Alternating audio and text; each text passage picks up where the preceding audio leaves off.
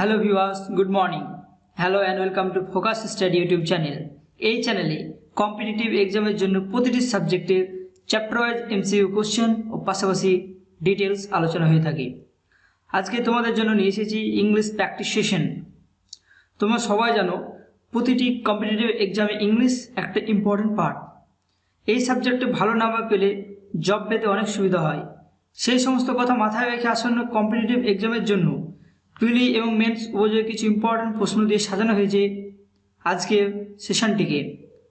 সময় নষ্ট না করে চলো দেখে নেওয়া যাক আজকের আলোচনা। First question. প্রথম প্রশ্নটি নেওয়া হয়েছে ওয়ান ওয়ার্ড সাবস্টিটিউশন থেকে। Murder of one's own brother, নিজের ভাই হত্যাকে কি বলা হয়? Option A regicide, option B matricide, option C fratricide, option D patricide. নিজের ভাই হত্যাকে কি বলা হয়? Right answer option C fratricide. Murder of one's own brother is called ফ্যাক্ট্রিসাইড।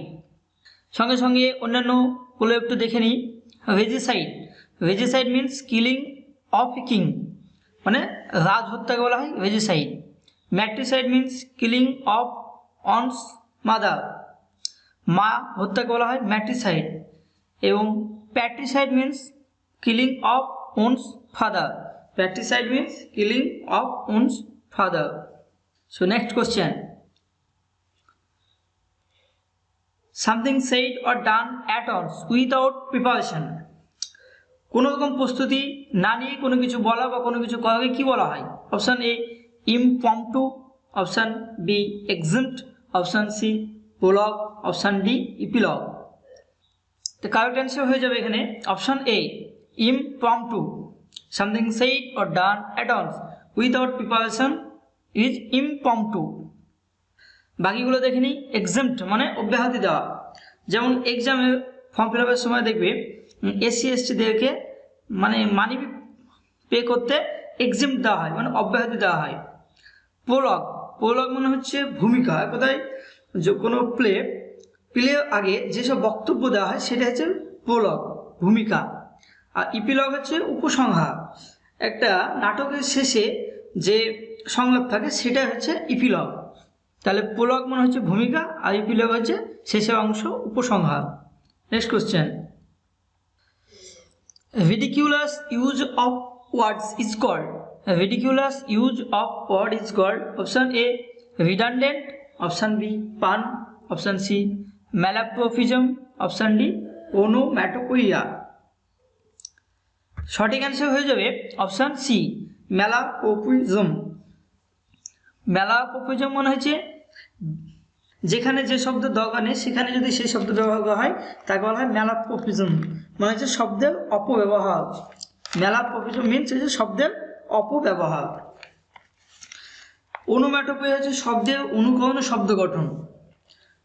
যেমন শব্দ হচ্ছে পান, এবার যদি আমরা বান বলি সেটা হচ্ছে ওনোম্যাটোপোইয়া। এবং রিডান্ডেন্ট মানে হচ্ছে অপ্রয়োজনীয়, রিডান্ডেন্ট শব্দের মানে হচ্ছে অপ্রয়োজনীয়, not necessary. Next. Epistolography means, epistolography means, epistolography এই শব্দটার মানেটা কি হবে? Option A art of speaking, option B art of play writing, option C হচ্ছে art of letter writing, option D art of report writing. এখানে সঠিক answer হয়ে যাবে option C art of letter writing. Art of letter রাইটিংয়ে বলা হয় ইপিস্টোগ্রাফি। Next question. এই কোশ্চেনগুলো নেওয়া হয়েছে ইডিয়ম এবং ফ্রেজ থেকে। সঠিক ইডিয়ম এবং ফ্রেজগুলোকে তোমাকে চুজ করতে হবে। তো কোশ্চেন দেখে নিই। মাই অ্যাডভাইস ফেল ফ্ল্যাট আপন দেম, এখানে যে আন্ডারলাইন শব্দ আছে ফেল ফ্ল্যাট, এটার মানেটা কি হবে? এই যে চারটে অপশান আছে, কোন অপশানটা সঠিক হবে? Option A made no impression, option B made huge impression, option C well defined, option D aggravate. এখানে সঠিক অ্যান্সার হয়ে যাবে option A made no impression. My advice made no impression upon them, আমার উপদেশ তার উপর কোনো প্রভাব ফেললো না, সেটা হচ্ছে ফেল ফ্ল্যাট। আর অ্যাগ্রাভেট মানে কোনো কিছুকে আরও বেশি জোর দেওয়া সেটা হচ্ছে আরও উস্কে দেওয়া, এটা হচ্ছে aggravated. Next question, to root out correction is a herculean task. এই বাক্য মানে হচ্ছে করাপশনকে সমূলে মুছে দেওয়া একটা হারকিউলিয়ান টাস্ক। এখানে প্রশ্নটা হচ্ছে হারকিউলিয়ান টাস্ক এর মানেটা কি হবে? এই চারটে অপশনের মধ্যে কোনটা হারকিউলিয়ান টাস্কের সঙ্গে মিলে যায়? Option A very easy task, খুবই সহজ কাজ। Option B very difficult task, খুবই কঠিন কাজ। Option C condemnable task. Option D none of this. সঠিক অ্যান্সার হয়ে যাবে option B very difficult task. তাহলে হারকিউলিয়ান টাস্ক মানে হচ্ছে ভেরি ডিফিকাল্ট টাস্ক। তোমরা খুব ভালোভাবে মনে রাখবে, এরকম মিডিয়াম এক্সামে চলে আসে। তো herculean task means very difficult task. Next question, he is on the wrong side of 50। এই যে আন্ডারলাইন শব্দ, তার মানেটা কি হবে? On the wrong side of 50। Option A happy man. Option B old and haggard. Option C not yet 50। Option D over 50 years old. সঠিক answer হয়ে যাবে option D over 50 years old. তাই he is on the wrong side of 50, এটা মানে হবে তার বয়স 50-এর বেশি হয়ে গেছে। Next question, Tina asks Mita not to meddle in her affairs. এখানে যে আন্ডারলাইন শব্দটা আছে মেডেল, এটার মানে কি হবে? চারটে অপশনের মধ্যে কোনটা মেডেল শব্দের সমার্থক শব্দ? Option A clause, option B intercede, option C interfere, option D impose. সঠিক অ্যান্সার হবে এখানে অপশান সি ইন্টারফেয়ার। তাহলে মেডেল এর সঠিক শব্দ হচ্ছে ইন্টারফেয়ার, মানে তাদের সম্পর্কে সে যেন হস্তক্ষেপ না করে, নাক না গলায়, সেটা হচ্ছে মেডেল। বাকিগুলো একটু জেনে নেব। ইন্টারসিড মানে হচ্ছে নেগোসিয়েট, মধ্যস্থতা। আর ইম্পোজ মানে চাপিয়ে দেওয়া, কোনো কিছু কাউকে চাপিয়ে দেওয়া, কোনো দায়িত্ব দেওয়া, এটাই হচ্ছে impose. Next question, right preposition choose করতে দেওয়া হয়েছে। প্রিপোজিশন থেকে কোশ্চেন, প্রতিটি এক্সামে প্রিপোজিশন থেকে প্রশ্ন এসেই থাকে। সো আমরা দেখে নেব দুটো প্রিপোজিশন থেকে প্রশ্ন। He showed disdain his competitor. He showed disdain dash his competitor. এই যে শূন্যস্থানে চারটে প্রিপোজিশনের মধ্যে কোনটা বসবে? রাইট অ্যান্সার এখানে হয়ে যাবে option C he showed disdain for his competitor. Right answer option C. Next, he has an antipathy dash the people. He has an antipathy dash the people. Option A to, option B against, option C out, option D off. সঠিক answer হয়ে যাবে option A antipathy two. সবসময় অ্যান্টিপ্যাথির সময় to হয়, sympathy to, antipathy to. Next question, plutocracy means. Plutocracy এটা মানেটা কি হবে? এই চারটা অপশনের মধ্যে কোনটা হবে? Option A rule by mob, option B rule by all, option C rule by wealthy people, option D rule by old men. তো প্লুটোক্র্যাসি শব্দের সঠিক অ্যান্সারটা হয়ে যাবে option C rule by wealthy people. মানে ধনী মানুষের দ্বারা শাসনকে বলা হচ্ছে প্লুটোক্র্যাসি। এবং অপশান ডি এ দেখো রুল বাই ওল্ড মেন লেখা আছে, এটা মানে হচ্ছে জিওন্টোক্র্যাসি। বৃদ্ধ মানুষের দ্বারা গঠিত সরকারের দ্বারা শাসন হলে সেটাকে বলা যায় জিওন্টোক্র্যাসি।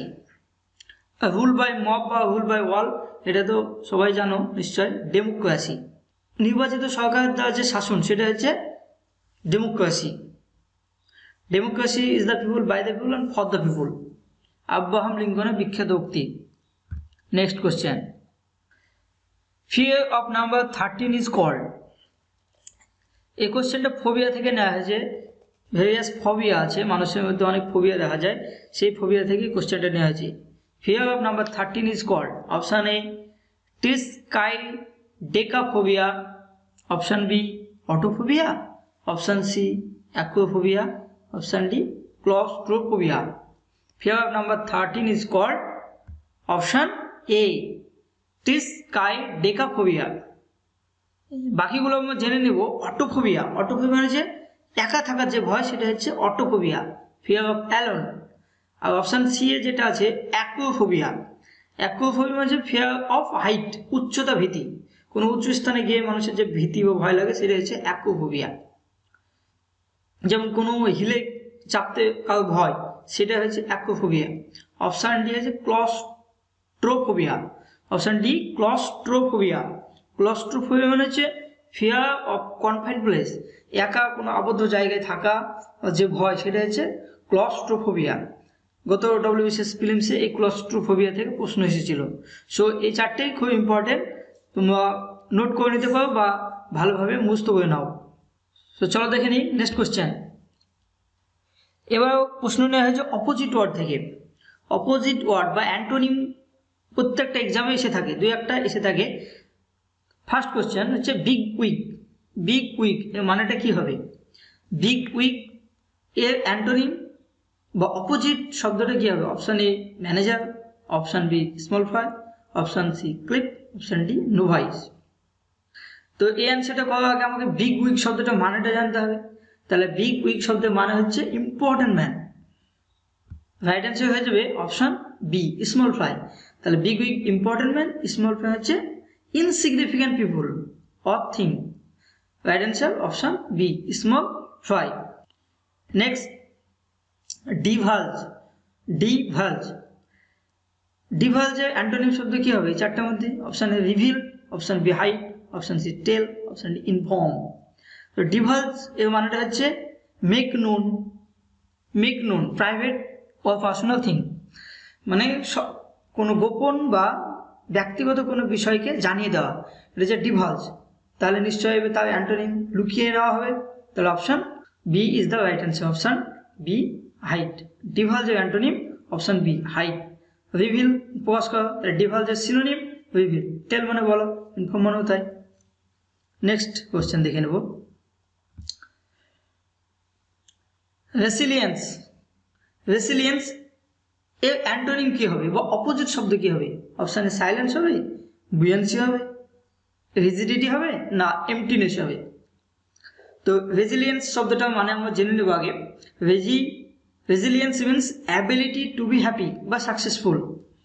তাহলে কোনো কিছু থেকে হ্যাপি হওয়া বা সাকসেসফুল হওয়া, সেটা হচ্ছে রেজিলিয়েন্স। তাহলে অপোজিট বা অ্যান্টোনিম হবে অপশান সি রিজিডিটি। রিজিডিটি মানে কঠিন, fix, steep, impossible to bend. The right answer হয়ে যাবে option C rigidity. Next acquitted. Acquitted খুব ভালো শব্দ, অ্যাকুইটেড। তো অ্যাকুইটেডের অপোজিট কি হবে? Option A neglected, option B discharge, option C arrested, option D convicted. আমরা জেনে নেব অ্যাকুইটেড মানেটা কি হবে। অ্যাকুইটেড মানে to relieve from charge of fault or crime, দোষ থেকে মুক্তি পাওয়া। কোনো কোর্টে যে আমার বিরুদ্ধে দোষ লেগেছিল, সেই দোষ থেকে যে মুক্তি পাওয়া, সেটা হচ্ছে অ্যাকিউটেড। তাহলে দোষযুক্ত হওয়া, তার অপোজিট শব্দ হবে দোষযুক্ত হওয়া বা দোষী সাব্যস্ত হওয়া। তাহলে option D convicted means prove to be guilty by court. তাহলে দোষী সাব্যস্ত হওয়া হচ্ছে তার অপোজিট শব্দ। রাইট অ্যান্সার হচ্ছে option D convicted. Hence option D is the correct answer. আর ডিসচার্জ মানে মুক্তি দেওয়া, আর নেগলেক্ট মানে অবহেলা করা, অ্যারেস্ট মানে তোমরা তো সবাই জানো, এটা বলতে হয় না নিশ্চয়।